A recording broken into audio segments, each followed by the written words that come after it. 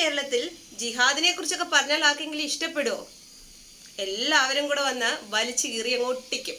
കാരണം ഇത് മതേതര കേരളമാണ്, ഇവിടെ മതസൗഹാർദ്ദം മാത്രമാണ്. അത് മാത്രമല്ല അവിടെ ജിഹാദുണ്ട്, അങ്ങനെയുണ്ട് ഇങ്ങനെയുണ്ട് എന്നൊക്കെ പറഞ്ഞു കഴിഞ്ഞാൽ എല്ലാവരും വലിച്ചു കീറി പോസ്റ്ററിൽ ഒട്ടിച്ചു വെക്കും. എന്തെല്ലാമാണ്. എന്നാൽ ഇതൊക്കെ സത്യമാണോ എന്നും കൂടെ നിങ്ങൾ എന്തെങ്കിലും ചിന്തിച്ചിട്ടുണ്ടോ? അങ്ങനെയാണെങ്കിൽ നമ്മുടെ പാലാ ബിഷപ്പ് പണ്ടൊരിക്കൽ പറഞ്ഞിട്ടുണ്ട്, സഭയിലെ പെൺകുട്ടികളെ ലവ് ജിഹാദ് അല്ലെങ്കിൽ നർക്കോട്ടിക് ജിഹാദ് എന്നിങ്ങനെയുള്ള പേരിൽ വഴിതെറ്റിക്കുന്നു, അവരുടെ ജീവിതം നശിപ്പിക്കുന്നു, അങ്ങനെയുള്ള കുറെ പ്രശ്നങ്ങളുണ്ടെന്ന് അദ്ദേഹം പറഞ്ഞപ്പോൾ ഘോരമായി അദ്ദേഹത്തെ എതിർക്കാനും അദ്ദേഹത്തിനെതിരെ കേസ് കൊടുക്കാനും പ്രശ്നമുണ്ടാക്കാനും ജാഥ വിളിക്കാനും ഒക്കെ ഒരുപാട് ആൾക്കാരുണ്ടായിരുന്നു. എന്നിട്ടോ ഈ കാര്യമെല്ലാം സത്യമാണെന്ന് അറിഞ്ഞുകൊണ്ട് അദ്ദേഹത്തിന് കേസ് മാഞ്ഞുപോയി, പ്രശ്നങ്ങൾ ഉണ്ടാക്കിയവരെല്ലാം മാളത്തിൽ ഒളിച്ചു. എന്നിട്ടും ഇവർ ഈ പ്രവർത്തനങ്ങൾ തുടർന്നുകൊണ്ടേയിരുന്നു. അതായത് നർക്കോട്ടിക് ജിഹാദും ലവ് ജിഹാദും ഒക്കെ ചെയ്തുകൊണ്ട് തന്നെ ഇരുന്നു.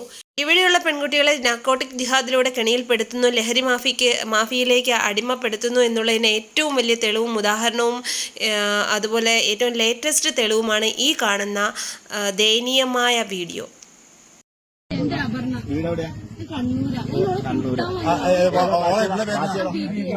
ഈ കിടക്കണ കൊച്ചിന്റെ പേരന, അവളുടെ പേരെന്നാ മോള് കൂട്ടാൻ വന്നത് മനസ്സിലായി? അവളുടെ പേരെന്നാ? അഞ്ജലിയിലെ. നിങ്ങളുടെ എവിടെയാ പോയി കള്ളുടിച്ചേ? മാന്തോപ്പിൽ. ആരൊക്കെയുണ്ടായിരുന്നു? അബ്ദും പിന്നെ അസ്ലയുണ്ടായോ? അസ്ലയുണ്ടായോ? സ്വതത്വ. പിന്നെ വേറെ ആരുണ്ടായിരുന്ന പറ? ഇറങ്ങാൻ പറ്റില്ല, ഇവള് വണ്ടി ഇരിക്കുന്നു.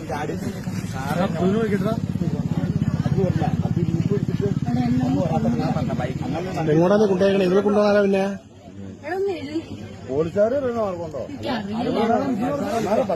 നീ അവിടെ വിട്ടേ.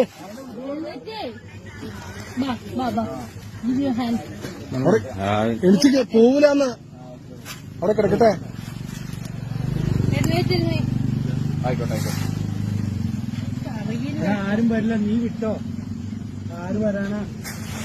നീ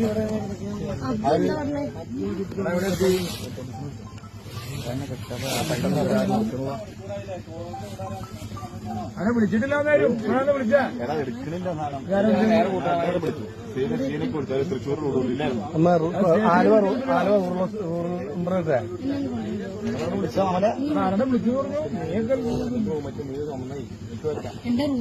അന്ന് പാലാ ബിഷപ്പ് പറഞ്ഞപ്പോഴൊന്നും ആ പകുതിയിലധികം ആൾക്കാരും അദ്ദേഹത്തെ മോശം പറയാനും അദ്ദേഹത്തെ എതിർക്കാനുമാണ് ഉണ്ടായിരുന്നത്. പക്ഷെ അതിനുശേഷം ഒരുപാട് ഇൻസിഡൻസ് നമുക്ക് തെളിവ് സഹിതം വന്നിട്ടുണ്ട്.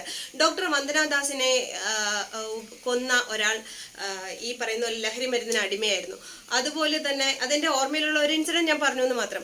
അതുപോലെ കുറേയധികം ഇൻസിഡൻസ്, ഭാര്യ ഭർത്താവിനെ കൊല്ലുന്നു, ലഹരിക്ക് അടിമയായിട്ട്, കാമുകിയുടെ മേത്ത് ആസിഡ് ഒഴിക്കുന്നു, ലഹരിക്കടിമയാണ്, പെൺകുട്ടികൾ പല രീതിയിൽ കള്ളു കുടിച്ചും പല പ്രശ്നങ്ങളും ചെന്ന് വിടുന്നു, നടു റോട്ടിൽ വഴക്കുണ്ടാക്കുന്നു. ഇതെല്ലാം ലഹരിക്കടിമയാണ്. ഇതെല്ലാം പ്രത്യേകത ഒരു പ്രത്യേകതയുണ്ട്. നിങ്ങൾ ആരെങ്കിലും അത് ശ്രദ്ധിച്ചോന്നറിയില്ല. ഈ ലഹരി കൊണ്ടു കൊടുക്കുന്നത് അല്ലെങ്കിൽ വിതരണം ചെയ്യുന്നതിലെല്ലാം ജിഹാദി ഗ്രൂപ്പുകൾ ഉണ്ടായിരിക്കും. എന്നാൽ അത് ഉപയോഗിക്കുന്നവരെല്ലാം ആരായിരിക്കും? ഒരു മുസ്ലിമോ അല്ല അമുസ്ലിമുകളായ ആൾക്കാരായിരിക്കും, മുസ്ലിംസ് ആയിരിക്കില്ല. ഈ നർക്കോട്ടിക് ജിഹാദിന്റെയൊക്കെ ലക്ഷ്യം എന്താണെന്ന് നിങ്ങൾക്കറിയാമോ? ഇന്നത്തെ തലമുറയെ അല്ലെങ്കിൽ നമ്മുടെ യൂത്തിനെ ലഹരിക്ക് അടിമപ്പെടുത്തിയിട്ടുണ്ടെങ്കിൽ നാളത്തെ പൗരന്മാരാണ്, നാളത്തെ രാജ്യത്തെ കാര്യങ്ങൾ തീരുമാനിക്കേണ്ട അല്ലെങ്കിൽ രാജ്യത്തെ മുന്നോട്ട് നയിക്കേണ്ട ആൾക്കാരാണ്.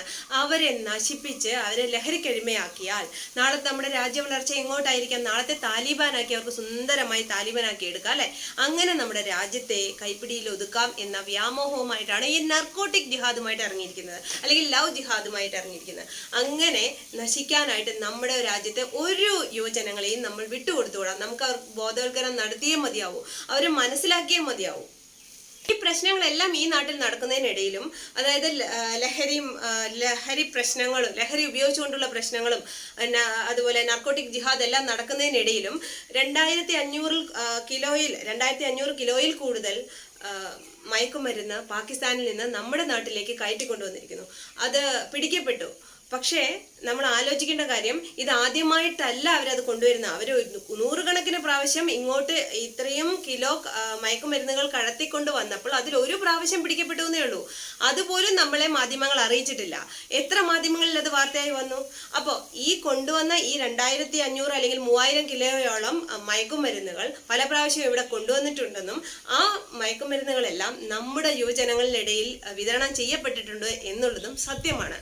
അപ്പൊ അതെല്ലാം ഉപയോഗിച്ച് നശിച്ച ഒരു തലമുറയെ വാർത്തെടുക്കുക എന്നുള്ളതാണ് ഇവരുടെയൊക്കെ ലക്ഷ്യം. പാകിസ്ഥാനിൽ നിന്നെത്തിച്ച 25,000 കോടി രൂപയുടെ 2525 കിലോ മയക്കുമരുന്ന് കൊച്ചിയിൽ പിടികൂടി. കണക്കെടുപ്പ് പൂർത്തിയായത് 23 മണിക്കൂർ കൊണ്ട്. പാകിസ്ഥാൻ സ്വദേശിയായ ഒരാൾ കസ്റ്റഡിയിൽ. നമ്മുടെ മതേതര കേരളത്തിൽ നാർക്കോട്ടിക് ജിഹാദ് വിജയശ്രീലാളിതമായി നടന്നുകൊണ്ടേയിരിക്കുന്നു. അപ്പോൾ നാർക്കോട്ടിക് ജിഹാദ് ഉണ്ട് എന്ന് എല്ലാവരുടെയും പറയുകയും ചെയ്യുന്നുണ്ട്.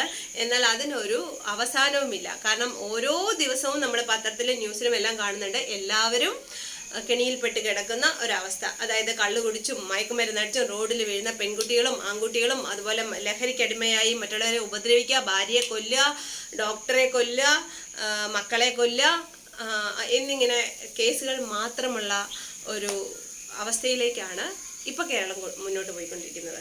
അതായത് ലഹരിക്ക് അടിമയാക്കുന്ന ഒരു യുവജനങ്ങളെ വാർത്തെടുത്താൽ നമ്മുടെ രാജ്യം നശിപ്പിക്കപ്പെടാമെന്നും അതിലൂടെ മറ്റൊരു താലിബാനാക്കി എടുക്കാമെന്നും വ്യാമോഹിക്കുന്ന കുറെ ജിഹാദികൾ, നാർക്കോട്ടിക് ജിഹാദിന്റെ ബാക്കിലുള്ളവർ ഉണ്ട്.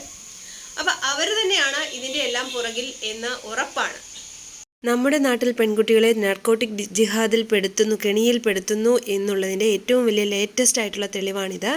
അതുകൊണ്ട് തന്നെ മാതാപിതാക്കൾ ഇത് വളരെയധികം ശ്രദ്ധിക്കണം. ഇത്തരം വീഡിയോകൾ കൂലിപ്പണി ചെയ്തും കഷ്ടപ്പെട്ടും കുഞ്ഞുങ്ങളെ പുറത്ത് പഠിപ്പിക്കാനും അതുപോലെ ജോലിക്കും എല്ലാം വിടുന്ന മാതാപിതാക്കൾ വളരെയധികം ശ്രദ്ധിക്കണം. അവർ തെറ്റുകളിൽ നിന്ന് തെറ്റുകളിലേക്ക് അല്ലെങ്കിൽ കെണിയിലേക്ക് പെട്ട് അവരുടെ ഭാവി നശിച്ച് ഒന്നില്ലെങ്കിൽ ആത്മഹത്യ ചെയ്യുന്ന അവസ്ഥകളിൽ വരെ എത്തിക്കുന്ന അപകടമാണിത്.